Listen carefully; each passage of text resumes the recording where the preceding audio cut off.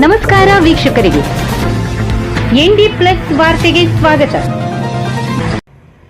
ಅದ್ದೂರಿಯಾಗಿ ಸಂಪನ್ನಗೊಂಡ ಶ್ರೀ ನಾಗನಾಥ ದೇವರ ವಾರ್ಷಿಕ ಜಾತ್ರಾ ಮಹೋತ್ಸವ ಮಾಥನ್.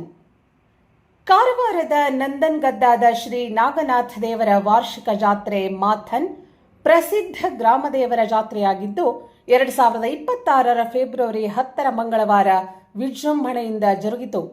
ತುಲಾಭಾರದ ಜಾತ್ರೆ ಎಂದೇ ಪ್ರಸಿದ್ಧಿ ಪಡೆದ ಭಕ್ತರ ಇಷ್ಟಾರ್ಥ ಪೂರೈಸುವ ದೇವರೆಂದು ಭಕ್ತರು ನಂಬಿದ ಶ್ರೀ ನಾಗನಾಥ ದೇವಸ್ಥಾನದಲ್ಲಿ ವಿವಿಧ ಧಾರ್ಮಿಕ ಕಾರ್ಯಕ್ರಮಗಳು ಜರುಗಿದವು.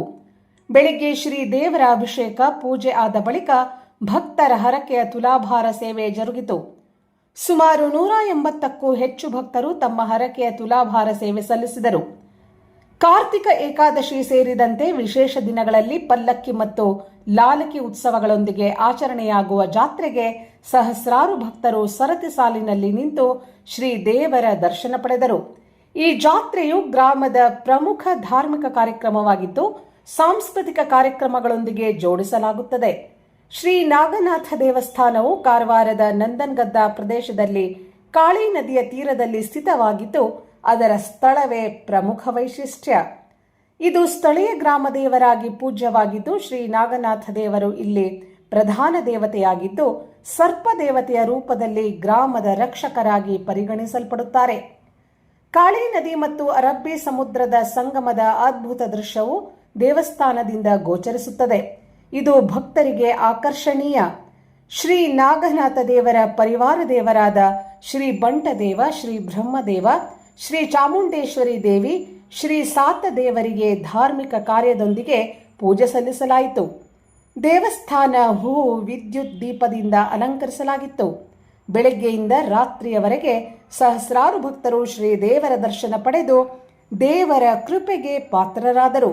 ಜಾತ್ರಾ ಮಹೋತ್ಸವ ಆಚರಿಸಲು ಸಹಕರಿಸಿದ ಎಲ್ಲಾ ಸದ್ಭಕ್ತರಿಗೆ ಶ್ರೀ ನಾಗನಾಥ ದೇವಸ್ಥಾನದ ಆಡಳಿತ ಮಂಡಳಿಯವರು ಕೃತಜ್ಞತೆಯನ್ನು ಸಲ್ಲಿಸಿದರು. ನಮ್ಮ ನಂದನ್ಗದ್ದ ಗ್ರಾಮದ ಗ್ರಾಮದೇವರಾದ ಶ್ರೀ ನಾಗನಾಥ ದೇವರ ಜಾತ್ರೋತ್ಸವ, ಪ್ರತಿ ವಾರ್ಷಿಕ ಜಾತ್ರೋತ್ಸವ ಮಾತನಂತ ನಾವು ಹೇಳ್ತೇವೆ. ಸರ್ವ ಸದಸ್ಯರ ಹಾಗೂ ಸರ್ವ ಅಂದರೆ ಗ್ರಾಮಸ್ಥರ ಒಂದು ಒಳ್ಳೆಯ ಸಹಕಾರದಲ್ಲಿ ಒಳ್ಳೆಯ ರೀತಿಯಿಂದ ನಡೀತಾ ಉಂಟು. ಸುಮಾರು 180ಕ್ಕೂ ಹೆಚ್ಚು ತುಲಾಭಾರಗಳು ಆಗಿದ್ದಾವೆ. ಜನರ ಪ್ರವಾಹ, ಜನಸಾಗರನೆ ಅಂತ ಹೇಳ್ಬೋದು. ಬೆಳಗ್ಗೆಯಿಂದ ಹರಿದು ಬರ್ತಾ ಇದೆ ದೇವಸ್ಥಾನಕ್ಕೆ. ಎಲ್ಲ ದೇವರ ದಯೆಯಿಂದ ಜನರೆಲ್ಲರೂ ದೇವರ ದರ್ಶನ ಪಡೆದು ದೇವರ ಆಶೀರ್ವಾದ ಪಡೆದು ದಪ್ಪ ಆಶೀರ್ವಾದ ಪಡೆದು ಪ್ರಸಾದವನ್ನು ಪಡೆದು ಅವರವರ ಮನೆಗೆ ಹೋಗ್ತಾ ಇದ್ದಾರೆ. ಈ ಗ್ರಾಮದಲ್ಲೇ ಅತಿ ದೊಡ್ಡದಾದ ಈ ಜಾತ್ರೆ ಅತಿ ವಿಜೃಂಭಣೆಯನ್ನು ನಡೆಯೋದಕ್ಕೆ ನಮ್ಮ ಗ್ರಾಮಸ್ಥರ ಎಲ್ಲ ಸಹಕಾರ ಹಾಗೂ ಭಕ್ತ ಜನರ ಸಹೃದಯದ ಮನಸ್ಸಿನಿಂದ ಪಾಲ್ಗೊಳ್ಳುವಿಕೆ ಇದಕ್ಕೆ ಕಾರಣವಾಗಿದೆ. ಹಾಗೆ ಇದು ಮುಂದೆ ಮತ್ತೆ ವಿಜೃಂಭಣೆಯನ್ನು ನಡೆಯಲಿ ಅಂತ ದೇವರ ಕಡೆ ನಾವು ಪ್ರಾರ್ಥಿಸ್ತೇವೆ. ಈ ವಿಶೇಷವಾಗಿ ಮಕ್ಕಳಿಗಾಗಿ ತುಲಾಭಾರದ ಹರಕೆಗಳನ್ನ ಹೇಳ್ಕೊಳ್ಳಲಾಗ್ತದೆ. ಆ ತುಲಾಭಾರ ಈ ವರ್ಷಕ್ಕೆ 180ಕ್ಕೂ ಹೆಚ್ಚು ತುಲಾಭಾರಗಳು ದಾಟಿದ್ದಾವೆ. ಕೆಲವರು ಸಕ್ಕರೆ ತುಲಾಭಾರವನ್ನು ಹಿಡಿದವರು ಇದ್ದಾರೆ, ಕೆಲವರು ಎಣ್ಣೆಯ ಡಬ್ಬ, ದೇವರಿಗೆ ಎಣ್ಣೆ ದೀಪಕ್ಕೆ ಎಣ್ಣೆ ತುಲಾಭಾರ, ಅಕ್ಕಿಯ ತುಲಾಭಾರ, ಹಣ್ಣುಕಾಯಿ, ಪಂಚಫಲ, ಈ ರೀತಿ ವಿವಿಧ ತುಲಾಭಾರಗಳ ಹರಕೆ. ಅದೇ ರೀತಿ ಹೊಸದಾಗಿ ಮದುವೆಯಾದಂತಹ ಜೋಡಿಯವರು ಜೋಡಿಯಿಂದ ಕೂತು ತುಲಾಭಾರ ಕೊಟ್ಟಂತಹ ನಿದರ್ಶನಗಳು ಕೂಡ ಇದ್ದಾವೆ. ಒಟ್ಟಾರೆ ಹೇಳೋದಂದರೆ ಈ ಒಂದು ಜಾತ್ರೆಯ ವಿಶೇಷತೆ ಅಂದರೆ ತುಲಾಭಾರದ ಜಾತ್ರೆ ಅಂತಲೇ ಈ ಕಾರವಾರದಲ್ಲಿ ಪ್ರಸಿದ್ಧಿಯಾಗಿದೆ. ಎಲ್ಲರ ಸಹಕಾರ ಮುಂದೆ ಹೀಗೇನೂ ಇರಲಿ ಅಂತ ಆಶಿಸ್ತೇವೆ.